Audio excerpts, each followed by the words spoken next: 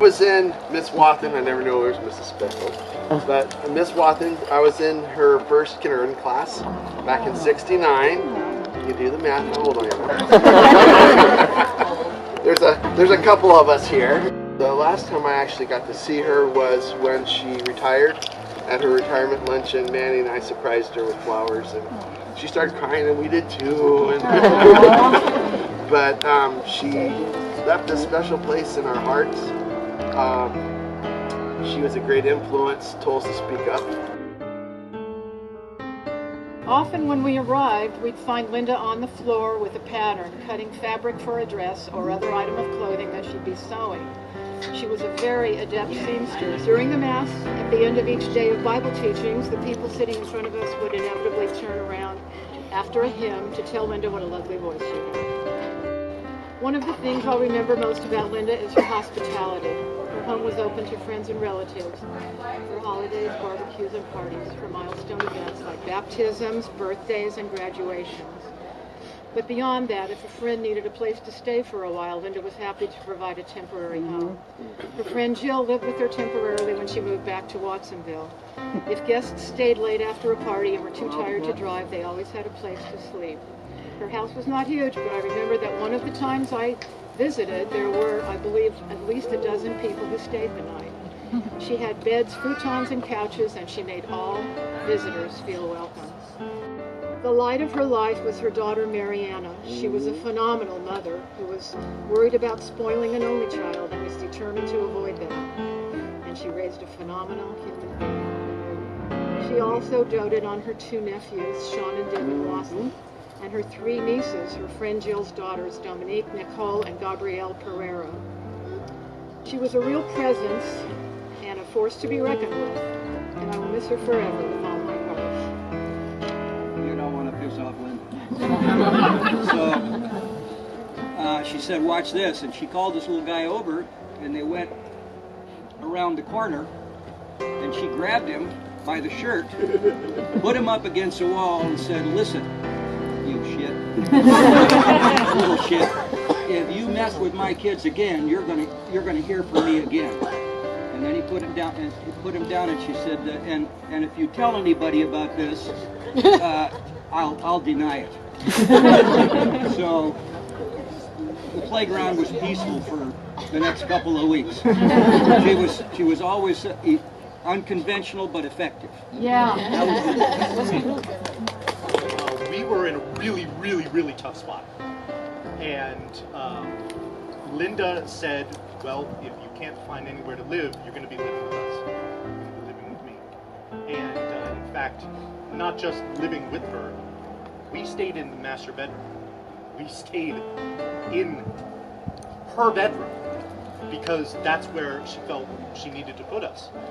And so when he was born, we brought him home to Linda's house. And we put his little bassinet in her closet because that's where it needed to be put. That's where. Now, a few months afterwards, we bought our own house and we moved out.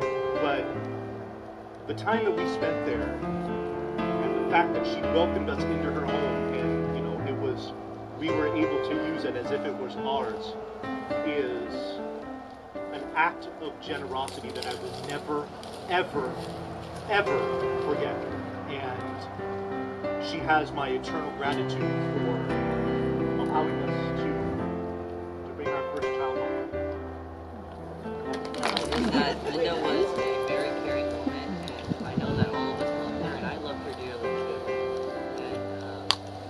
And I just want to thank her for everything she's done, like for bringing me into, like helping me bring me into this world and all those kinds of stuff. And I just really am happy that I got to know her.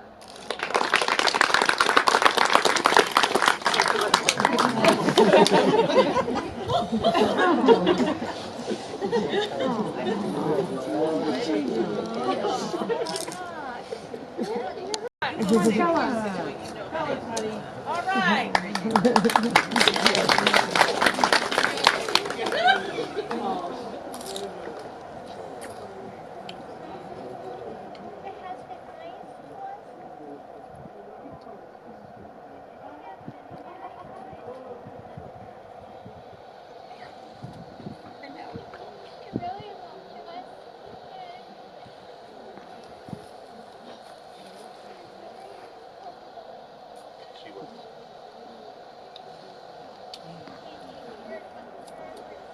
he certainly cared about you.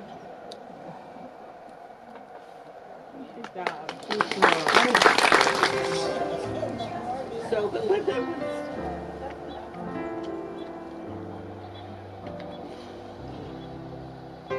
She has a big heart for everybody. And I got to know her. I became an Espejo. I became a Laughlin. I know everything you need to know about Croatia. And to be in Espejo, I got adopted to the Espejo family too. And it was good. I got my sunshine on the road, I call her. She was just a kind, caring person. And I miss her dearly. There's not a day that doesn't go by that I don't think of her. And that's off and on for many years. And y'all talking about how sweet love, she girl would never shut up. But no, Linda was funny as shit, ornery as hell, but I loved her to death. Yeah, Linda did love everyone. I don't care who you were, what your circumstance was. Come on in. Want something to eat? Want something to drink? Come, you know, that was her. It really was. Linda was, she was my friend. And I'm very sad to see her gone.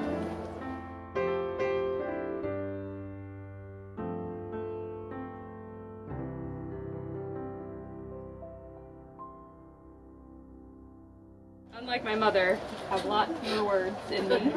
But I just want to thank everyone for being here. It's been like a really great day.